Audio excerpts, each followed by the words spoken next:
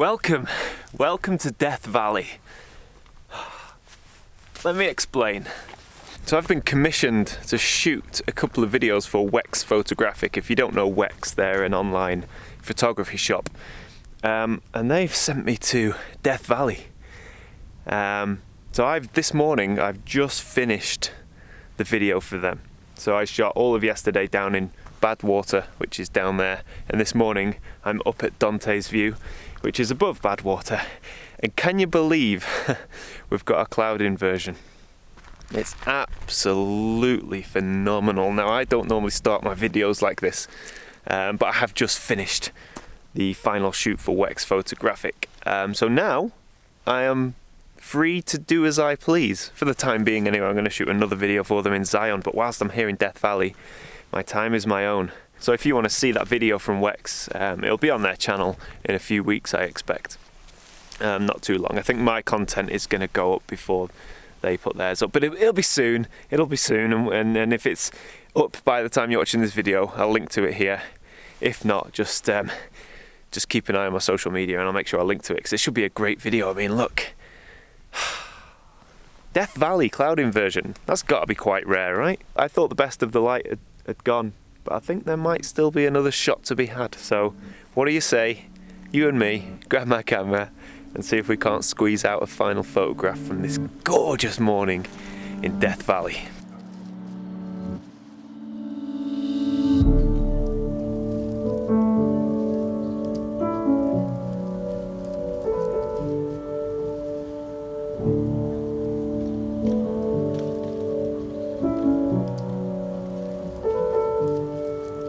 So the shot that I would like to get now, because the light's gone and this mist is going to burn off very quickly, but there's one more composition that I quite fancy, and I think it's definitely worth shooting, and that is the ridgelines of the mountains beyond. It looks really nice with the low-hanging fog just rolling over the ridges, and it makes for quite a nice simple composition. All of this side of the valley is still in shade, so it's not too harsh. So the difficulty up here is everything's so big and you feel like you need to get everything in, so that your sort of instinct is to go super wide and shoot everything, which is certainly understandable because these conditions are just phenomenal. However, it pays really well to actually look at the landscape and try and pick out small compositions within the landscape and then get them with a long lens, which is exactly what I've done here, looking down this ridge line of mountains.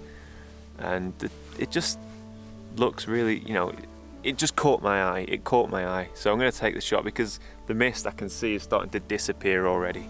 So we'll get this F11, focus to infinity. I've got a polarizer on just to cut out some of the glare in the atmosphere.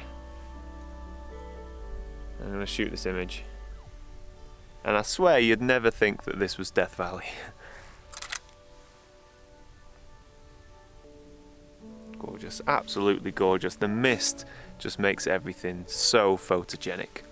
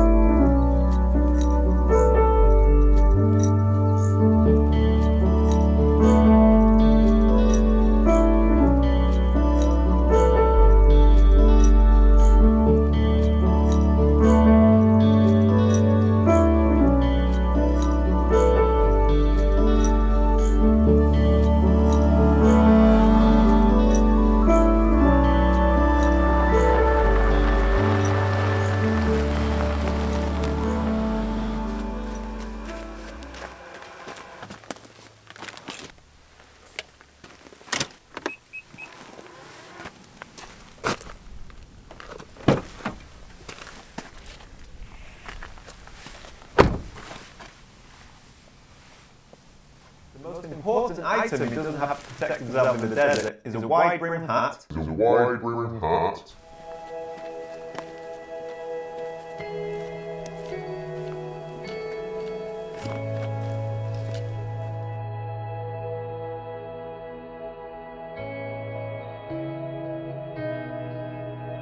So I've come to the mud flats in Death Valley, and on my hike out here, I noticed some very fresh prints in the mud.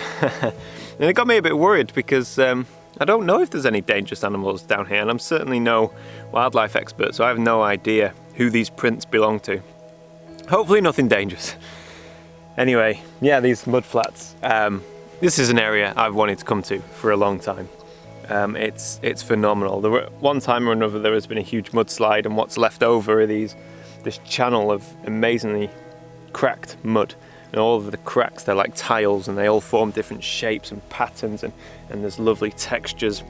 And all of this works so well for an interesting, unique foreground.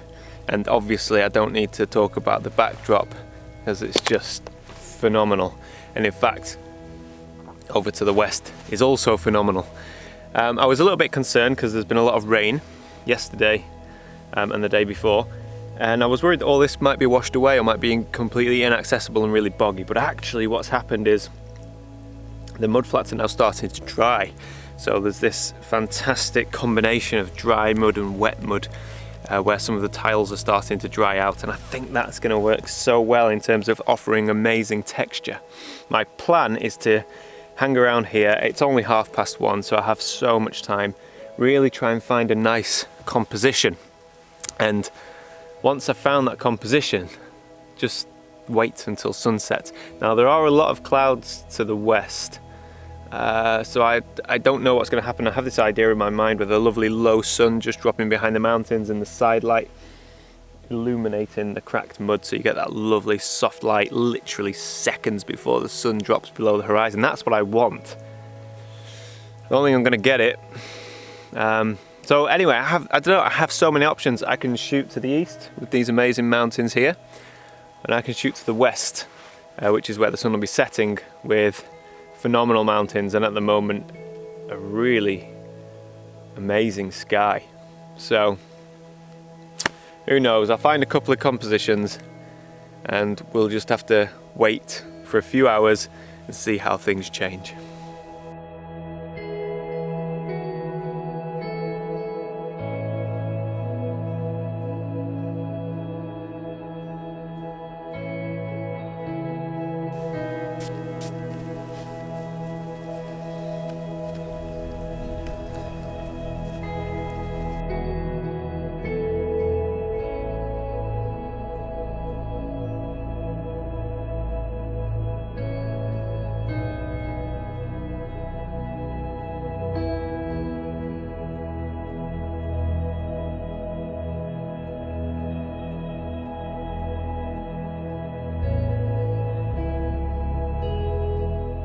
So it's 3 minutes until sunset, and it's just phenomenal. I know I always say this, but you know, there is more to photography than just photography. It's because of this camera that I'm here. It's because of this camera that I'm able to sit in the middle of a desert and observe the light and look at the surrounding mountains and explore and see things that I otherwise wouldn't see.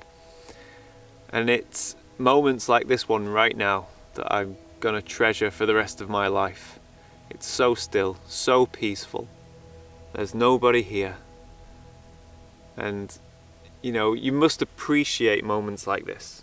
Rather than rushing around thinking about your camera settings and your composition, just stop and enjoy it. Forget about the camera and just remember where you are. Get a bit cheesy now, getting a bit soppy, so yeah. This is it. This is landscape photography.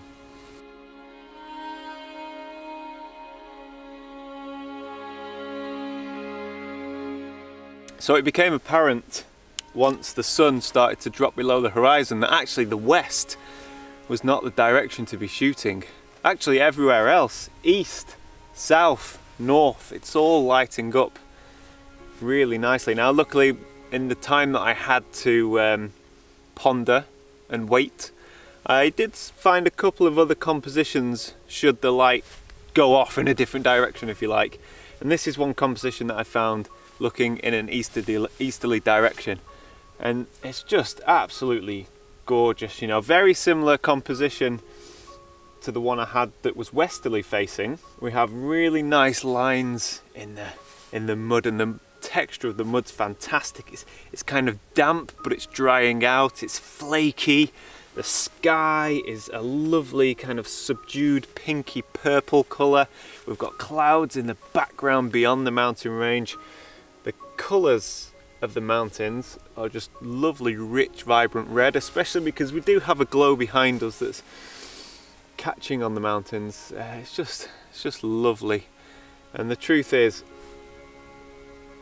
I'm blown away. So I'll talk you through this image very quickly.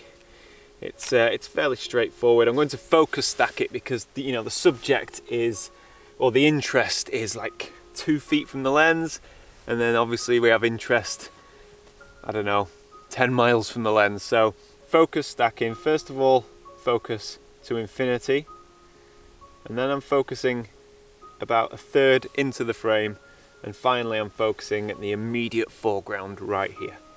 And then that's it. I simply blend the images in Photoshop. So I'm going to get this now while we still have the gorgeous light. F11, ISO 100, 16mm. Perfect.